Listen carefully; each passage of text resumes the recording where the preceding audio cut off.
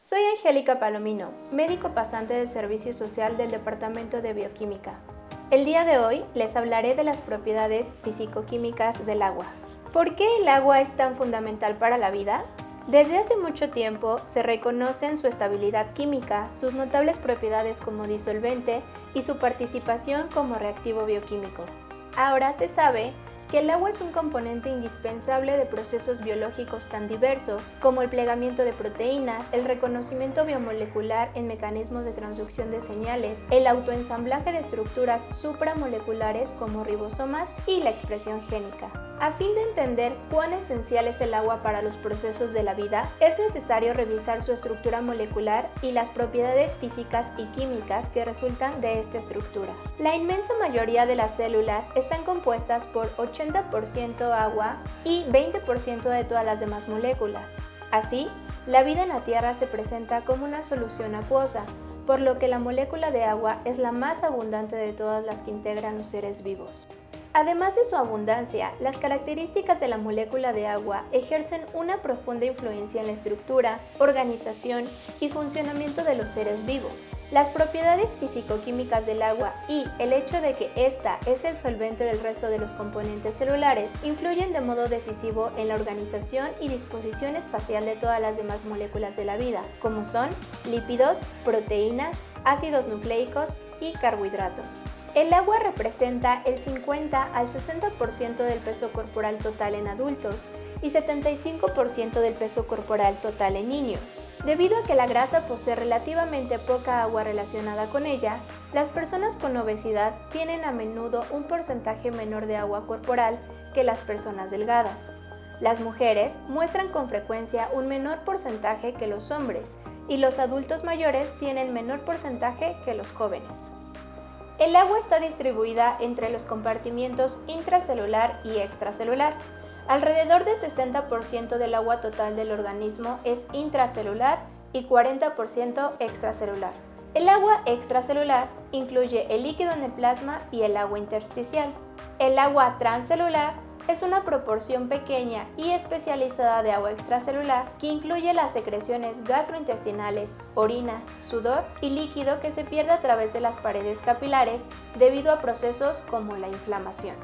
Las propiedades físicas y químicas del agua que vamos a revisar a continuación permiten entender la importancia del agua en la vida de nuestro planeta. Recordemos que el agua es una molécula que está formada por dos átomos de hidrógeno y un átomo de oxígeno.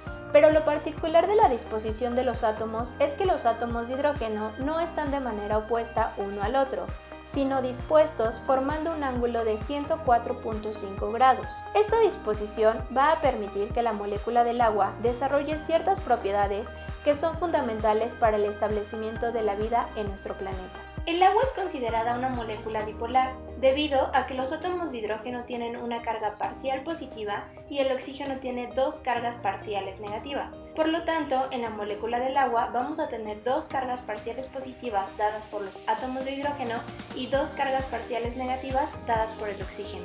Esta polaridad permite que el agua pueda unirse a otra molécula de agua o a otras moléculas diferentes a partir de un enlace conocido como puente de hidrógeno, ya que en este participa un átomo de hidrógeno de la molécula de agua. Se sabe que el agua líquida a 0 grados centígrados tiene 15% menos puentes de hidrógeno que el hielo. También se sabe que los puentes de hidrógeno en el agua líquida están en un proceso continuo de rompimiento y restablecimiento. Se trata de un sistema dinámico, con rápidas fluctuaciones en donde las moléculas individuales tienen participaciones cambiantes. Cuando las moléculas del agua están en estado sólido y unidas por puentes de hidrógeno, van a estar dispuestas de tal manera que adoptan una forma geométrica muy semejante a la de un diamante. Si este hielo o agua en estado sólido lo sometemos a calentamiento por encima del punto de fusión, es decir, por encima del punto de congelación del agua que es 0 grados, los enlaces se van a desordenar, la estructura va a romperse y las moléculas de agua, aunque algunas van a quedar unidas por esos enlaces de hidrógeno, habrá otras que no, y al no estar unidas se van a acercar mucho más y van a tener una forma más compacta, es decir, van a ocupar menos espacio. El agua en estado líquido es más densa que el agua en estado sólido. Por tanto, la mayor densidad del agua se obtiene a 4 grados centígrados. El hecho de que el hielo flote en los océanos, debido a su menor densidad, favorece en grado notable el calentamiento de enormes masas de agua por el Sol, con lo que la temperatura de la Tierra se mantiene más alta y con menores fluctuaciones. En resumen, el calor de fusión representa la energía cinética que deben adquirir las moléculas del sólido para pasar de un orden continuo impuesto por las fuerzas de atracción en el sólido hacia un orden discontinuo, característico del líquido. Algunas otras propiedades del agua son la cohesión y la adhesión, el calor específico y el calor de vaporización, los cuales nos permiten la regulación de la temperatura, y el agua como solvente.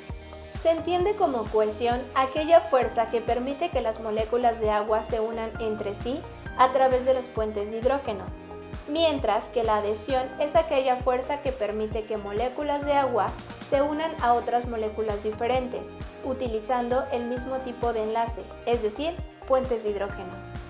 Estas dos propiedades ocasionan que las moléculas de agua de una superficie se comporten de una manera particular, desarrollando una propiedad que se conoce como tensión superficial, mediante la cual la película superficial realiza una resistencia cuando uno trata de romper esa capa, es decir, la tensión superficial es una fuerza de atracción que se manifiesta en la superficie de un líquido, debido a la atracción que sufren las moléculas de la superficie hacia el centro del líquido. Es debido a esto que algunos insectos pueden desplazarse sobre el agua sin hundirse.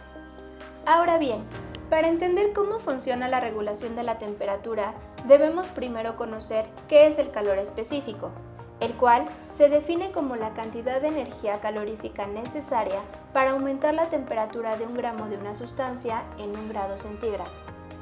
En los mamíferos, el elevado calor específico del agua ayuda a mantener la temperatura homogénea en el cuerpo, mediante el bombeo constante de sangre desde el corazón hacia los tejidos periféricos, debido a que el componente más abundante de la sangre es el agua. Otra forma de regular la temperatura es mediante el calor de evaporación, el cual representa la cantidad de energía cinética que requieren las moléculas en el estado líquido para vencer su mutua atracción y alejarse unas de otras, como en los gases. El calor de evaporación del agua también es alto, por lo tanto, se minimizan las pérdidas de agua que pudieran ocurrir en los seres vivos debido a la evaporación, de manera que protege contra la deshidratación. Además, si ocurre la evaporación, provee de un eficiente sistema de enfriamiento, debido a que la energía indispensable para la evaporación la toma el agua de la superficie del ser vivo, con lo que se aprecia una sensación de frescura. Esta es una situación que se presenta, por ejemplo, cuando se realiza ejercicio y ocurre sudoración profusa con evaporación del agua presente en el sudor. Y la última propiedad que desarrollaremos respecto al agua es su capacidad de actuar como solvente. Al agua se le identifica como el solvente universal debido a su capacidad de disolver más sustancias y en mayor cantidad que cualquier otro solvente. La constante dieléctrica es la propiedad de los solventes de separar iones de cargas opuestas. La hidratación es la capacidad de rodear los iones con moléculas de agua que se orientan según la carga de los iones y se dispone en capas concéntricas de moléculas alrededor de los iones. Y finalmente, la hidrólisis es la reacción química en la que interviene una molécula de agua que reacciona con otra molécula diferente. En la reacción se fragmentan ambas moléculas, la del agua en un protón y un hidroxilo, cada uno de los cuales se une a uno de los fragmentos de la otra molécula. Es así como la constante dieléctrica del agua, su capacidad de hidratación y la posibilidad de romper los enlaces iónicos de las moléculas que disuelve, o sea, la hidrólisis, explican el comportamiento del agua como solvente universal. Con esto concluimos nuestra clase del día de hoy. Y recuerda, no sueñes tu vida, vive tu sueño. Hasta pronto.